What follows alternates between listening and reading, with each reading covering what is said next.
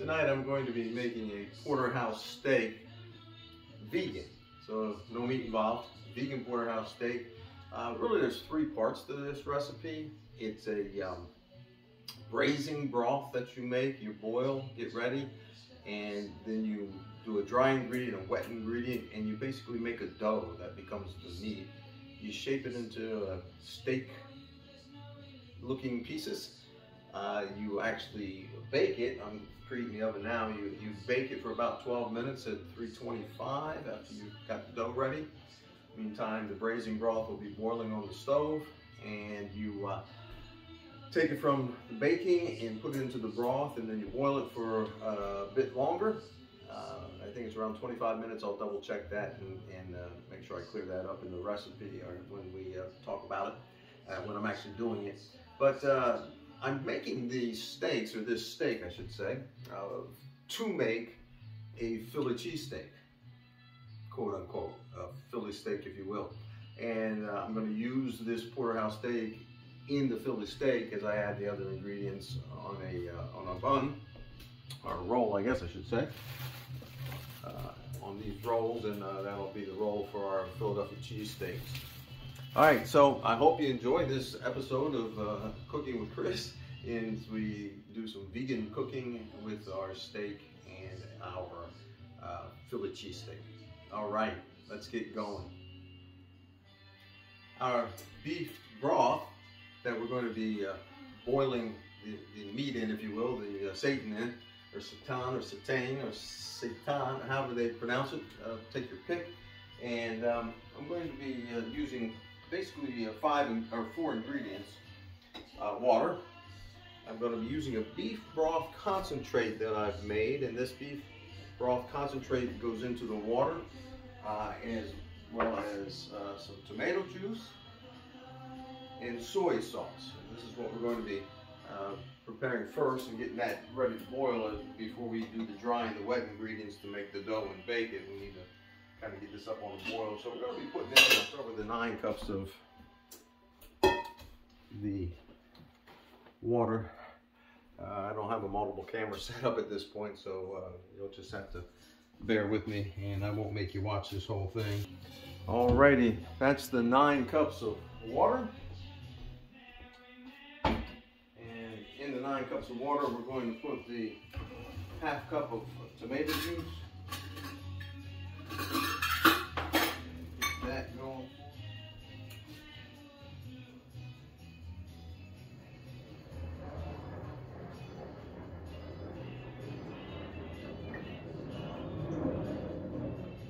Tablespoons of soy sauce, tablespoon.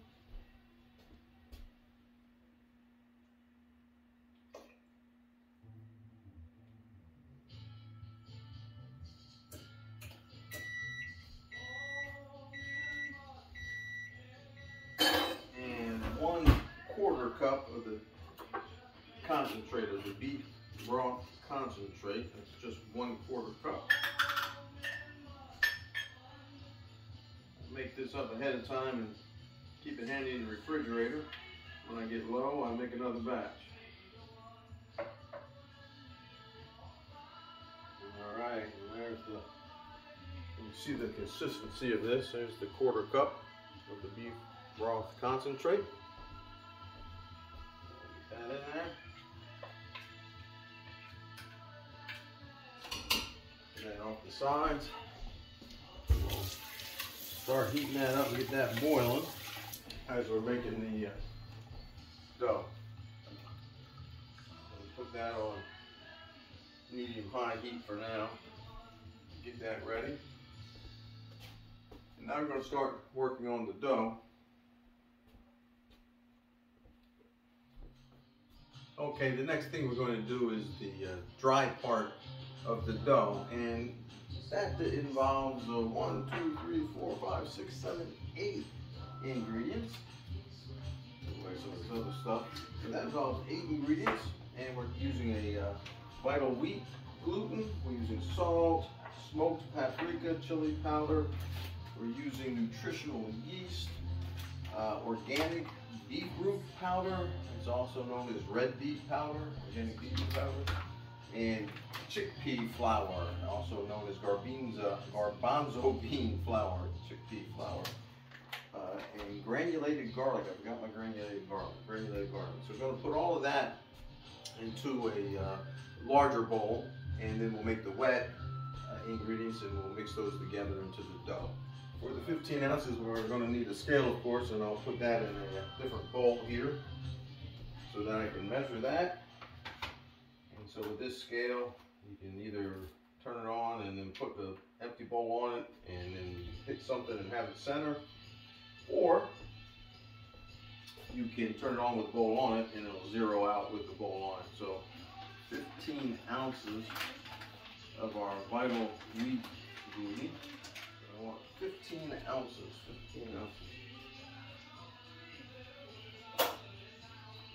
Going on here.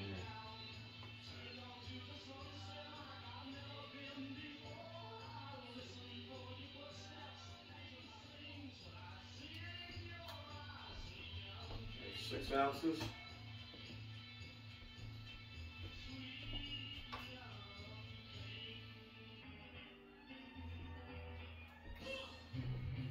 Makes 10.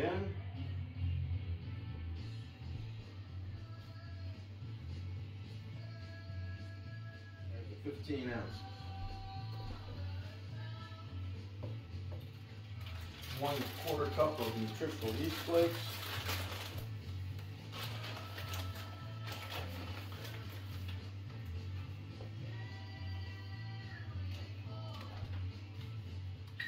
Two tablespoons of garbanzo bean flour or chickpea flour. 2 tablespoons.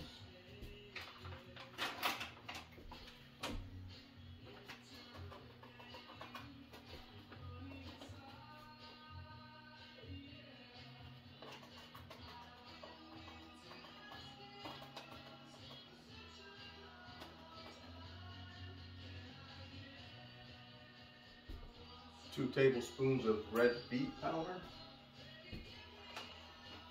beetroot powder,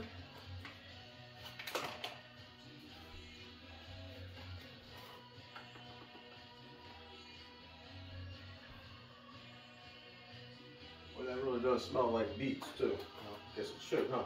It'd be disappointing if it did.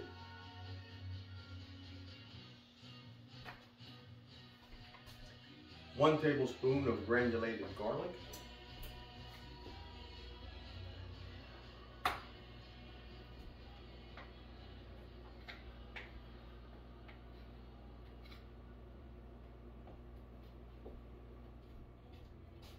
One tablespoon of onion powder. 1 tablespoon of onion powder.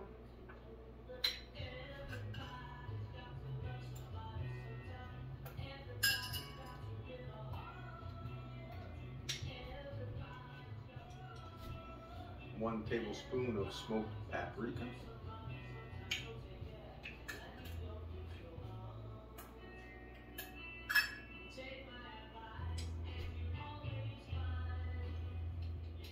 And finally, 1 tablespoon of salt. 1 tablespoon of salt.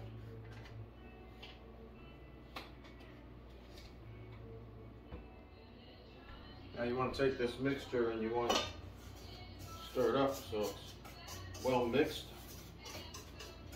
so that when you add the wet mixture you don't get separations where some is saltier than other, and make your dough even. With this red beet powder, you can actually tell when it's pretty well mixed, because you can see the red throughout the whole thing. There goes that.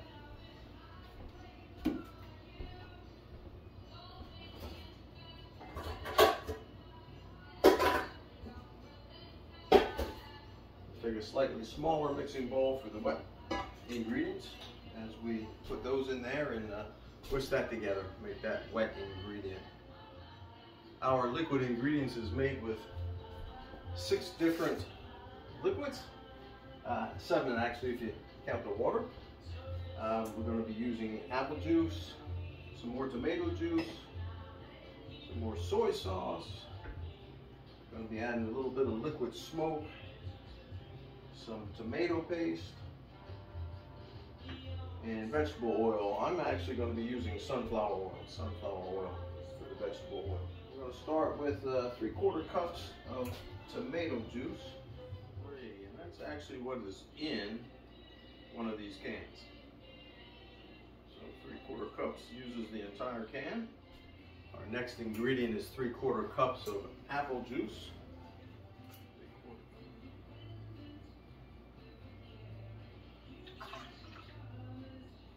3/4 cups of water is next. 3/4 cups of water. All right, that's 3/4 cups of water. 1/4 cup of tomato paste. 1/4 cup of tomato paste. 1/4 cup of the sunflower oil, the vegetable oil, your choice. 2 tablespoons of soy sauce. And 1 tablespoon of the liquid smoke. If I can get it to open. There it is. 1 tablespoon of the liquid smoke. I'm using mesquite today. There's different flavors of liquid smoke. I'm partial to the mesquite. I'm using that. But there are certainly others, hickory and some others. All right, now that all the ingredients are in the liquid, whisk them together very well. So again, there's oil separated from the water and the tomato juice and the tomato paste. That all whisked up. And then we slowly add it to the dry ingredients as we stir it in.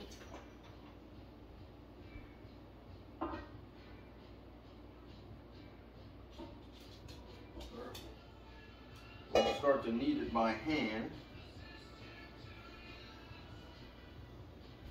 This is becoming the dough for our meat substitute, our setan or satan. And what you want is no dry spots when you're done. So you want to knead this until there are no dry spots.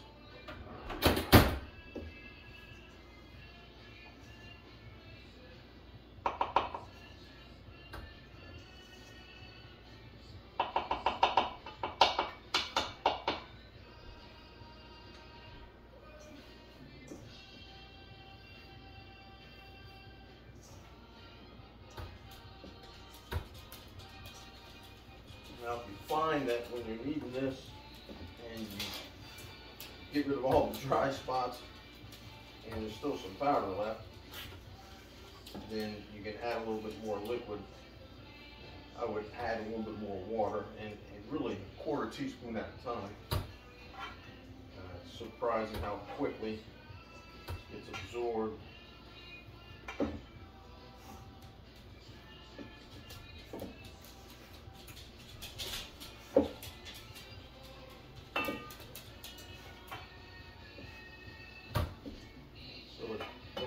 Looking like it's going to be fine. Might need just a little bit more water.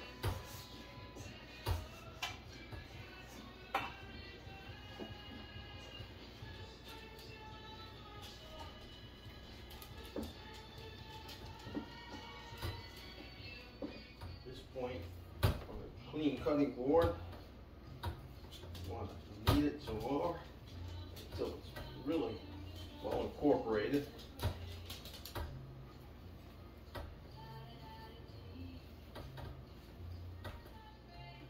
You also find the longer you knead it, the thicker and tougher it gets, which is a good thing. You actually want to knead this until it becomes ropey, stringy. You turn it inside out and work it. You see we're almost there now. As it, see it's getting ropey. Again, that's a good thing. That's what we're looking for.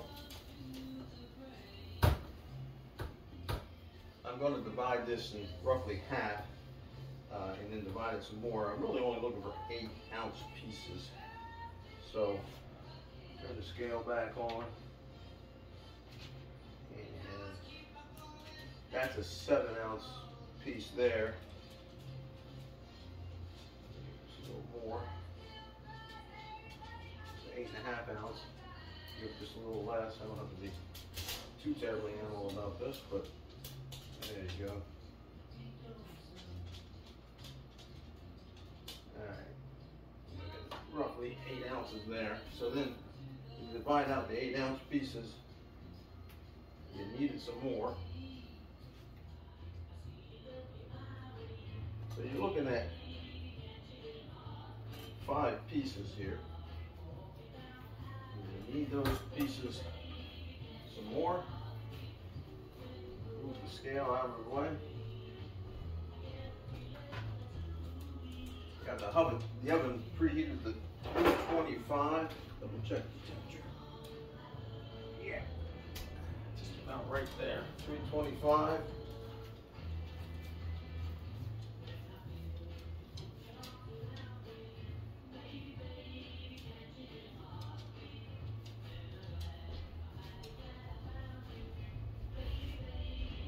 Take this. Got parchment paper in here. Put it in the roll, so it's rolling up pretty good. Parchment paper in here. So it doesn't stick. You can also just grease a pan. You don't have to use parchment paper. I just like to use parchment paper.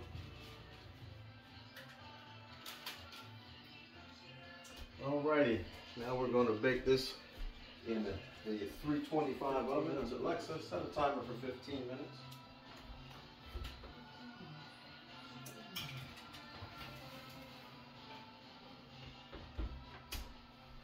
Alright, so we made the braising broth, which we're going to get boiling here again in a minute, because after it bakes, we're going to put the meat, if you will, into the braising broth and let that boil. But right now, we're going to bake this for 15 minutes at 325. All right, it's been 15 minutes and we're going to pull the steak out of the oven where it's been cooking at 325. I know that says 350, but my oven's not right. It's 325. Hot irons.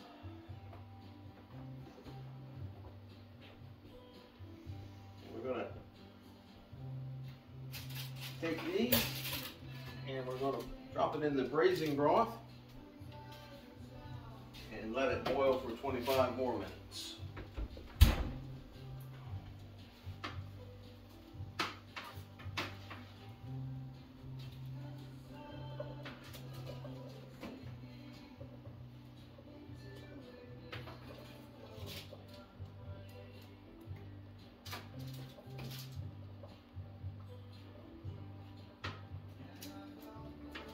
Just let it simmer, not a hard boil.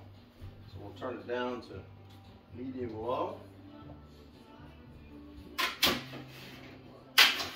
Let it simmer away. Meat's boiling away in the braising broth and looking pretty good. We still have about 20 minutes left on the timer, but I just wanted to see the consistency of it. Oh, get my finger out of the camera. And let's see what it looks like.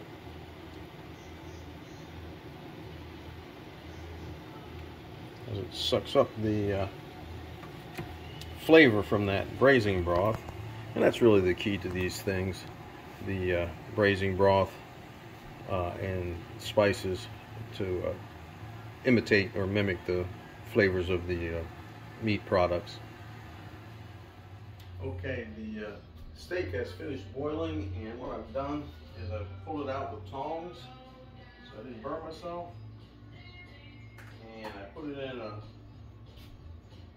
airtight bowl. I've got it still soaking in the braising broth.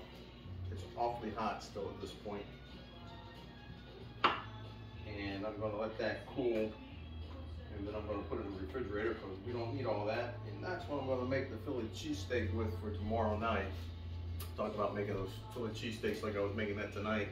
And I actually thought I was going to, but it's already 5:30 and we've decided that instead we're going to go ahead and pan fry 2 pieces of the steak in olive oil, and have that with some spinach and some other sides, and enjoy that for our dinner tonight. So thanks again for joining us in this time of vegan cooking, as we've prepared a porterhouse steak that will eventually, well, this porterhouse steak is going to get eaten tonight, but eventually will become cheesesteaks for tomorrow night.